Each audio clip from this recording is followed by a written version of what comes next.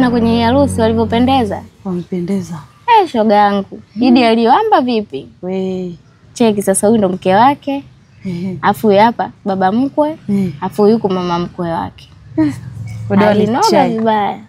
Alipendeza kiukweli. Sio poa. Afu mama, hivi kwa nini mbona uniulizagi kama mimi na mchumba? Au hutaki niolewe na mimi?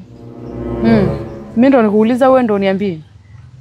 Sasa mama, wewe unafikiri kwa nini watu wengi hawapendagi kuambia mama zao hata kama wamewazoea vipi?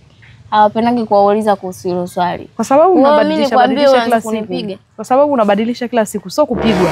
Unabadilisha kila siku. Kama unavyobadilisha chupi zako ndani, ndio unavyobadilisha wanaume. Si ni kweli ana leo unaonyeshwa Freddy, kesho unaonyeshwa Wasanii, kesho kutwa Hamisi, kesho kutwa Robati. Wewe umejuaje? Wewe umejuaje kama watu wanabadilisha? Nitajuaje na nimezaliwa leo? Toka. Kwanza una kazi za kufanya. Toka. Mbona hujanijibu? Toka mbele yangu. Kwa utaki mimi kuonyesha mpenzi wangu. Ni chakula wewe mpenzi wako shoga? Ni chakula? Lakini mama, angalia wenzako wanapendeza. Wewe mtu ni mchumba wako, anatakiwa aje nyumbani, alete posa, alete kila kitu ndo niseme ni mchumba wako. Mama, hata wewe uliletewa tu posa ulipopata mchumba. Dada, unakula ugali wangu unaniambia mchumba? Mchumba au msebule? Mama, subiri nikuulize. Wewe ulivyokuwa unalelewa ulipata mchumba ukaolewa siku hiyo hiyo? Si mko mna date kwanza?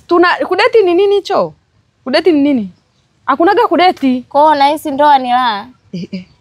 Wewe baba iko wapi? Utakufa vibaya wewe na kuhurumia.